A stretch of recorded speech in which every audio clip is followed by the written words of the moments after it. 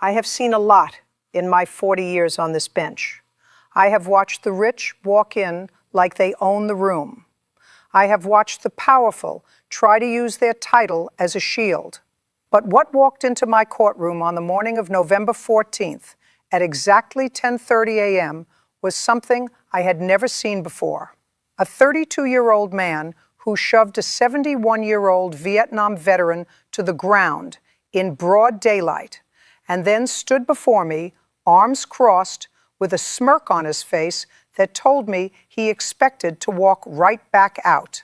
And somewhere in the back of that courtroom, sitting in civilian clothes, was his father, a man with a badge, a reputation, and 35 years of service. And what that father did next made the entire courtroom go completely silent. If you think you know how this ends, trust me, you don't.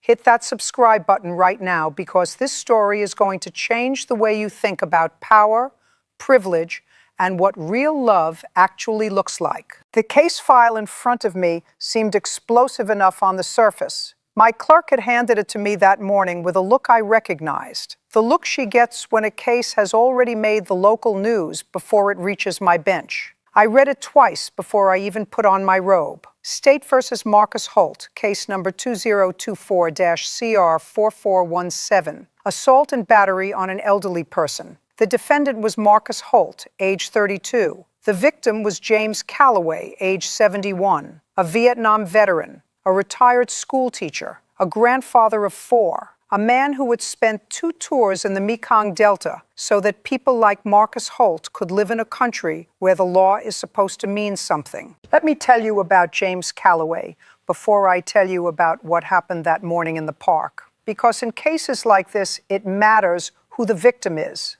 Not because some victims deserve more justice than others. Every human being deserves equal protection under the law. But because the full weight of what was done to James Calloway cannot be understood without understanding the life that was risked. James enlisted in 1971 at 18 years old. He served with the 101st Airborne Division, 2 full tours, came home with a Purple Heart and a limp in his left leg that never went away. After the military, he spent 30 years teaching high school history in a public school in the same city where he grew up. He coached baseball on weekends. He volunteered at the Veterans Support Center on Tuesdays. He walked his dog, an old golden retriever named Sergeant, through Riverside Park every single morning at 8:15. That was his routine, his peace, his corner of the world. On November 11th, Veterans Day, Marcus Holt was driving his black Mercedes through the Park Road at over 50 miles per hour in a 15-mile-per-hour zone. Sergeant pulled toward the road. James stepped to the curb and raised his hand, the universal signal. Slow down. Just slow down. Marcus didn't slow down. He stopped. He put the car in park, stepped out onto the pavement, walked straight to James Calloway, and shoved that 71-year-old man so hard he hit the ground and didn't get back up on his own. James suffered a fractured wrist, 2 bruised ribs, and a severe concussion. He spent 3 nights in the hospital. When the paramedics arrived, he was still on the ground, trying to sit up, too proud to stay flat on his back in public. 3 witnesses called 911. All 3 gave the same account. Marcus Holt stood over James on the ground and said, and I want you to hear these exact words, "Next time, old man, keep your hands to yourself. My father runs this city. You have no idea who you just messed with." Then he got back in his Mercedes and drove away. Now, before I tell you what Marcus Holt looked like when he walked into my courtroom, before I tell you what he said when he opened his mouth, and what happened when his arrogance finally met something it couldn't move, I want you to do something. Drop a comment right now and tell me, have you ever witnessed someone use their family's name to escape accountability? Have you ever stood by and watched power protect itself? Tell me, because what you're about to see is the answer to that question, and it's not what you'd expect. And while you're down there, subscribe to this channel Less than 5% of people watching are subscribed. If you believe that badges should mean responsibility and not immunity, hit that button right now. You are going to want to see what happens next. Marcus Holt walked into my courtroom like the room belonged to him. Expensive charcoal suit, a watch that cost more than most people's monthly salaries. His attorney, a private defense lawyer, who I'd seen maneuver wealthy clients out of tight corners before, walked half a step behind him like a well-trained shadow. The attorney carried a leather portfolio thick enough to suggest his client was prepared to argue everything, dispute everything, and outlast everything through paperwork and procedure. That's the strategy when the facts aren't on your side. Marcus didn't look nervous. He looked inconvenienced. The way someone looks when they've been called into a meeting they didn't want to attend. He glanced around the courtroom with a mild interest, like he was assessing whether any of it was worth his time. He didn't look at James Calloway, not once. James was sitting in the front row of the gallery in his dress clothes. His wrist was still in a brace. His Purple Heart was pinned to his lapel. And Marcus Holt, the man who put him on the ground on Veterans Day, couldn't even look in his direction. That told me everything. I called the case. Marcus stood. His attorney stood beside him. And when I asked Marcus how he pleaded, his attorney jumped in immediately. Not guilty, Your Honor. We believe the evidence is circumstantial and the witnesses are inconsistent. I looked at Marcus directly. Mr. Holt, I asked you, do you have a voice? He looked at me with that smirk still in place. Not guilty. Thank you, I said. Now let's talk about what happened on November 11th. I asked the officer to present the evidence. Officer Patricia Ewan, badge number 2218, walked the court through the timeline with the precision of someone who had done this many times. She presented the 911 call logs, the witness statements, the medical report from the hospital, and then, the moment Marcus's attorney shifted in his seat, she presented the parking lot security footage from the recreational center adjacent to the park. Crystal clear, full color, timestamp on screen. We played it on the courtroom monitor. The entire gallery watched in silence as Marcus Holt's Mercedes appeared on screen, moving at a speed that was visibly absurd for that road. James Calloway raising his hand. Marcus stopping, stepping out, walking directly toward James with his shoulders set and his jaw hard. The shove that sent a 71-year-old man, a decorated veteran with a bad leg, straight to the ground. Marcus standing over him, gesturing, getting back in his car, and leaving. The courtroom was silent for a full 3 seconds after the footage ended. Not the restless silence of boredom, the held-breath silence of people who have just watched something they cannot unhear. I looked at Marcus. Still not guilty, Mr. Holt? He shrugged, actually shrugged, and said, he stepped into the road. I reacted. The gallery exhaled. Someone behind me murmured something I chose not to acknowledge. James Calloway sat perfectly still, the way men from that generation sit when they've learned that composure is its own kind of power. I leaned forward. I said, Mr. Holt, I've been on this bench for 4 decades. I have seen defendants lie with extraordinary creativity. What I just watched on that screen was not a reaction. That was a decision. You put your car in park. You walked toward a 71-year-old man. You made a choice. So I'm going to ask you again. Would you like to reconsider your characterization of what happened on Veterans Day? His attorney put a hand on his arm. Marcus pulled his arm away. And then he said something that made the temperature in the room drop 10 degrees. Your Honor, he said, voice steady and calm, like he was explaining something obvious to someone slow. My father has served this city for 35 years. He's the chief of police. I think it's fair to say I understand law enforcement, and I understand what constitutes an actual threat. That old man was in the road. I protected myself and I moved on. The fact that I'm even here is an embarrassment. The gallery didn't gasp. It went quiet in a way that's louder than gasping. I removed my glasses. Anyone who knows me knows what that means. An embarrassment, I repeated. Mr. Holt, do you know who James Calloway is? He glanced at James for the first time. A single dismissive look. No. I stood up from the bench. I walked down to the front. James Calloway, I said, would you please stand? He stood slowly, with the care of a man who has learned not to trust his joints. He stood straight. He looked at me and waited. Mr. Calloway, I said, would you please tell the court who you are? James Calloway cleared his throat. His voice was quiet, but it carried. My name is James Calloway. I served in the United States Army, 101st Airborne Division, from 1971 to 1973. 2 tours in Vietnam. Purple Heart. I taught history at Jefferson High for 30 years. I have 4 grandchildren.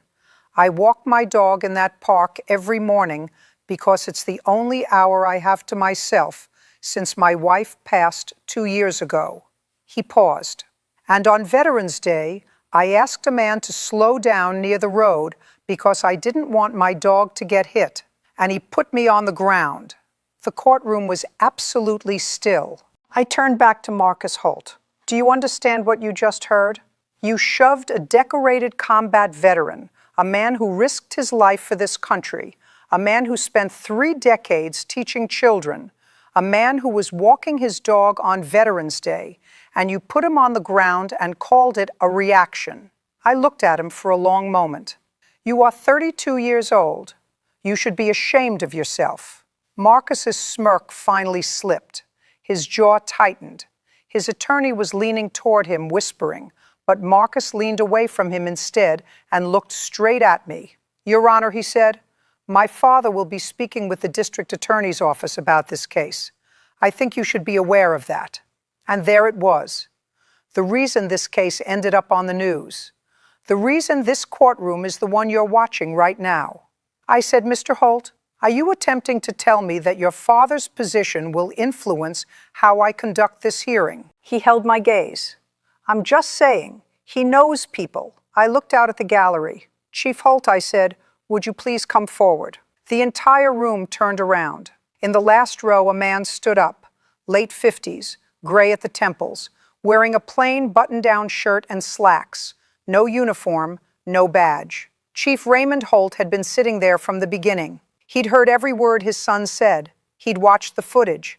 He'd sat through the dismissal of James Calloway's service. And the look on his face when he walked down that center aisle was not anger. It was something worse.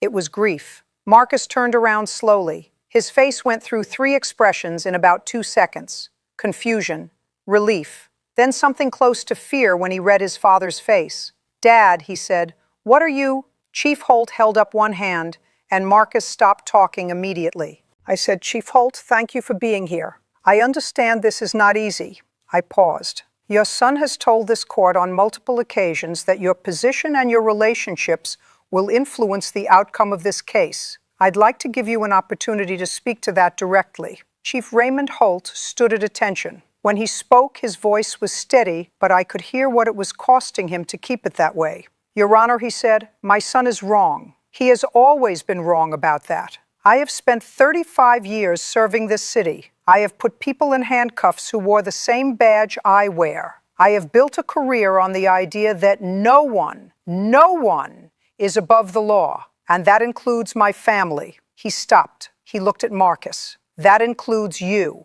Marcus opened his mouth. Marcus. One word. It worked. Chief Holt turned back to me. I watched the footage this morning before I came here, Your Honor. I've read the medical report.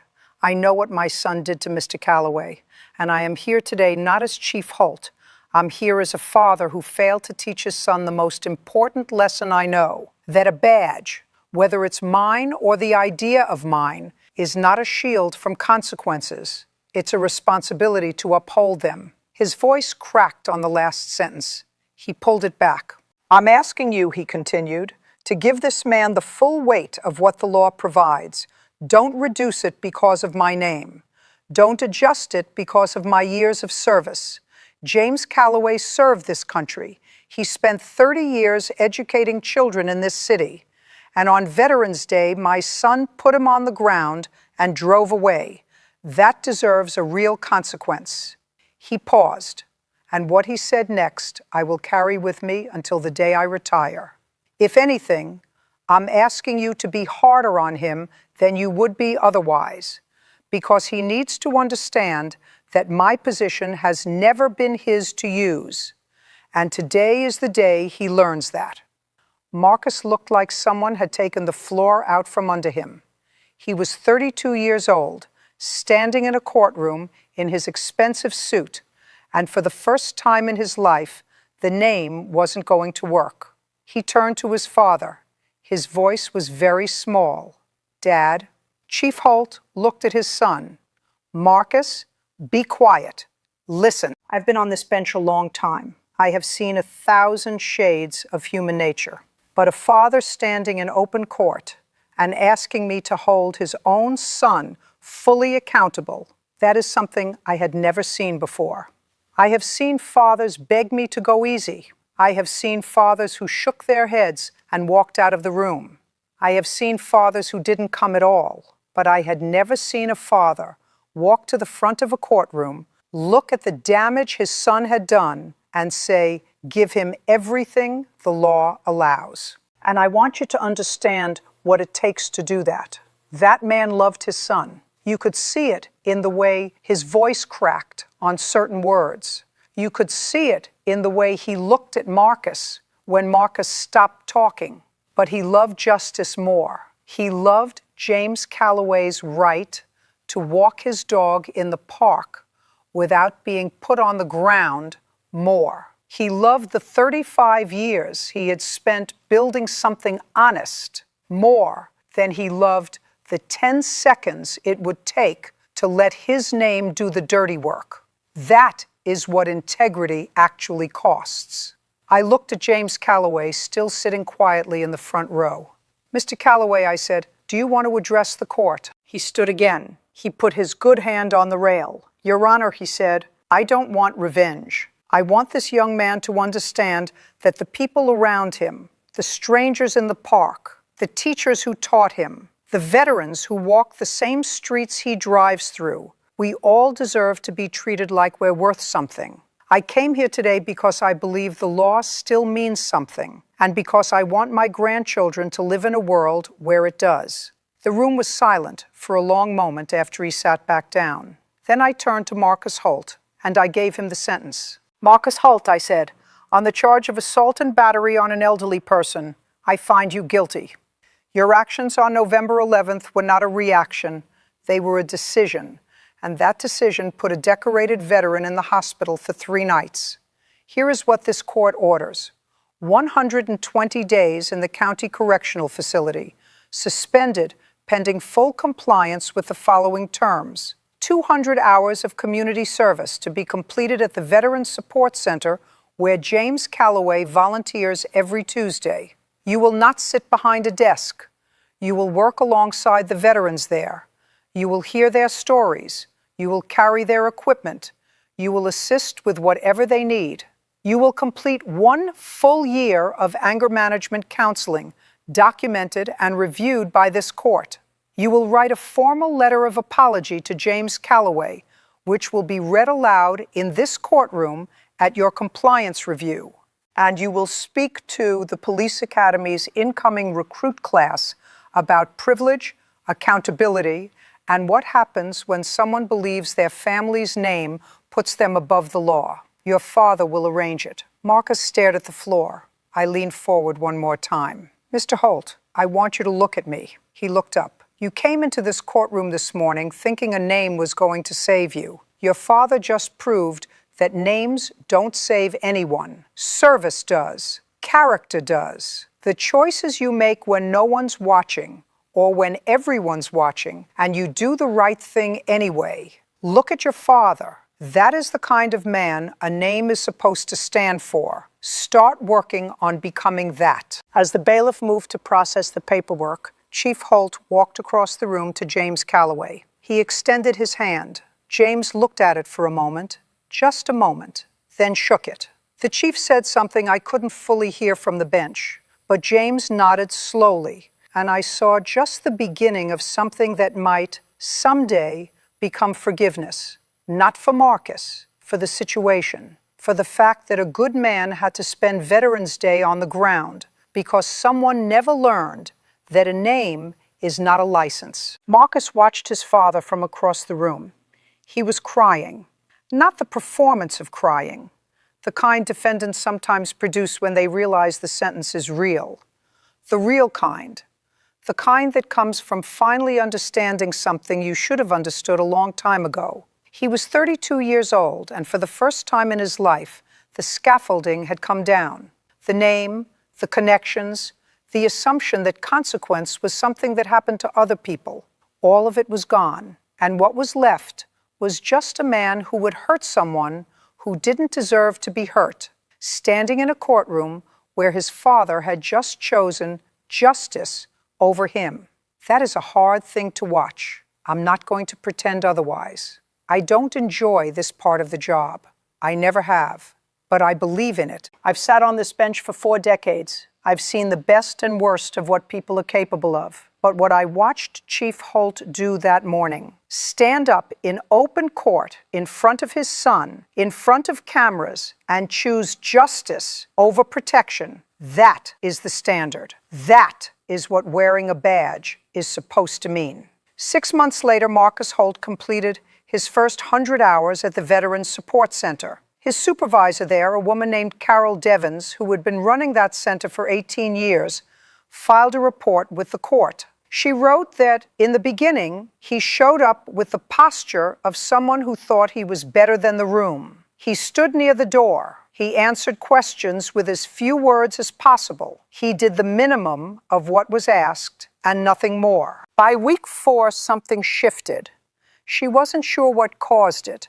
Maybe a specific conversation, maybe just the accumulated weight of being around men who had given everything and received very little in return. But he started staying an extra hour each Tuesday to sit with veterans who had no family visitors. He started arriving early. He started learning names. By month 3, he knew every man in that center, by name, by branch, by the year they served. He remembered who liked their coffee with 2 sugars. He remembered which men needed help with their paperwork, and which men just needed someone to sit quietly beside them. Carol Devins wrote, "I don't know what happened to this young man in a courtroom, but whatever it was, it worked." James Calloway wrote me a letter. He said Marcus came to find him on a Tuesday afternoon. They sat on a bench outside the center. Marcus apologized. Not the lawyer's version, not the performance, the real thing. James said it took Marcus about 15 minutes to get through it because he kept stopping, and James let him stop. And then he told Marcus about Vietnam, about what it feels like to come home to a country that wasn't sure it wanted you back, about learning to find your peace in small things, a morning walk, a good dog, a park you know by heart. James wrote at the end of his letter, "I think that young man is going to be all right. I think his father's choice that day was the best thing that ever happened to him, and I think my dog would have liked him." I will never forget that sentence. I will never forget Chief Holt walking down that center aisle, or James Calloway standing with his brace and his Purple Heart and his quiet voice that carried across a silent room. I will never forget that the law, when it's applied with both firmness and dignity, can do something a prison sentence alone never could. It can change someone. It doesn't always. I want to be honest about that. Not every Marcus Holt becomes the person who stays late to sit with veterans. Some of them leave the courtroom and go right back to who they were. But some of them don't. And that possibility, that a single decision, a single moment of real accountability can redirect a life, is why I still put this robe on every morning. My father came to this country with nothing. He worked construction. He used to say that the law is the great equalizer, the one place where a man with no money and a man with every advantage in the world stand on the same ground. He believed that. I have spent my career trying to make that true, not just as a principle, but as a practice. And cases like this one remind me that it is possible. that when a father chooses honor over protection, when a veteran stands quietly with a brace on his wrist and speaks with grace instead of anger, when a young man who thought he was untouchable finally sits with the weight of what he did, the law can be what it's supposed to be. That is the lesson here, not the dramatic moment when Chief Holt walked down that aisle, not the sentence, not even the footage.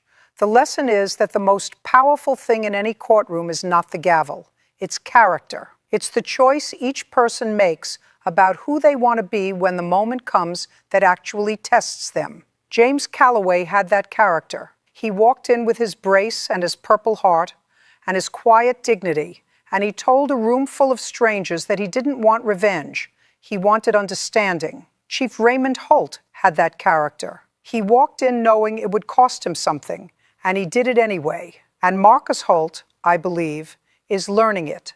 Late, painfully, but learning it. That is enough. In my experience, that is everything. Thank you for watching this story to the end.